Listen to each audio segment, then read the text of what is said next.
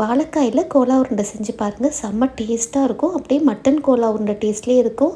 இதுக்கு கடாயில் 1 table spoon எண்ணெய் விட்டு எண்ணெய் காஞ்சதும் 1 டீஸ்பூன் சோம்பு சேர்த்துக்கோங்க. அப்புறம் 1 டீஸ்பூன் சீரகம் சேர்த்துக்கோங்க.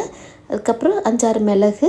நான் இன்றைக்கி ஒரு வாழைக்கால தான் செய்ய போகிறேன். அதனால் காரத்துக்கு பாதி பச்சை மிளகாய் பாதி வரமிளகாய் சேர்த்துருக்கேன். அதுக்கப்புறம் சின்ன வெங்காயம் 10 சின்ன வெங்காயம், 10 பல் பூண்டு, ஒரு துண்டு இஞ்சி, இது எல்லாத்தையும் சேர்த்து நல்லா வதக்கிக்கோங்க. சின்ன வெங்காயம் போடுங்க, அதுதான் ரொம்ப டேஸ்ட் நல்லாயிருக்கும். அதுக்கப்புறம் கொஞ்சம் கருவேப்பிலை சேர்த்துட்டு அதையும் நல்லா வதக்கி விட்டுருங்க. அதுக்கப்புறம் ஒரு 1/2 கப் அளவு துருவின தேங்காய் சேர்த்துக்கோங்க. அதையும் சேர்த்து நல்லா வதக்கி விட்டுருங்க. இதெல்லாம் நல்லா வதங்கினதுக்கப்புறம் இப்போ வந்து மசாலா தூள் எல்லாமே சேர்த்துக்கணும். தனி மிளகாத்தூள் 1/4 டீஸ்பூன், அதுக்கப்புறம் மல்லித்தூள் 1 டேபிள் ஸ்பூன் சேர்த்துக்கோங்க. ஆல்ரெடி நம்ம பச்சை மிளகாய், வரமிளகாய், மிளகுலாம் சேர்த்துருக்கிறதுனால தனி மிளகாத்தூள் கொஞ்சமாக சேர்த்தா போதும். அதுக்கப்புறம் இந்த கோலா உருண்டைக்கு தேவையான அளவு உப்பு சேர்த்துட்டு நல்லா வதக்கி விட்டுருங்க.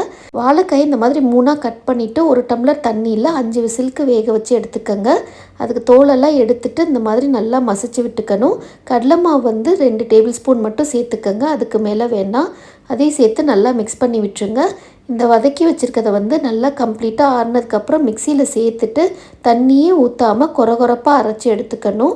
தண்ணியே சேர்க்கக்கூடாது. கொரகொரப்பாக அரைச்சிட்டு அதையும் இந்த வாழைக்காயோடு சேர்த்துட்டு நல்லா மிக்ஸ் பண்ணி விட்டுருங்க. ஒன்று சேர மிக்ஸ் பண்ணி விட்டுருங்க. மிக்ஸ் பண்ணி விட்டுட்டு குட்டி குட்டி உருண்டையாக உருட்டிட்டு எண்ணெயை நல்லா காய வச்சுட்டு ஒரு மீடியம் ஃப்ளேம்லேயே வச்சு குட்டி குட்டி உருண்டையாக உருட்டி அதை போட்டு நல்லா மீடியம் ஃப்ளேம்லேயே வச்சு பொரித்து எடுத்துக்கிட்டிங்கன்னா சூப்பரான வாழைக்காய் கோலா உருண்டை ரெடி. டேஸ்ட் அல்டிமேட்டாக இருக்கும். அப்படியே மட்டன் கோலா உருண்டை மாதிரியே இருக்கும். ஸோ கண்டிப்பாக ட்ரை பண்ணி பாருங்கள். ட்ரை பண்ணி பார்த்துட்டு எப்படி வந்திருக்குன்னு கமெண்ட்ஸில் சொல்லுங்கள். ஹோப் இந்த வீடியோ பிடிச்சிருக்குன்னு நினைக்கிறேன். பிடிச்சிருந்தா ஒரு லைக் கொடுங்க. தேங்க்யூ.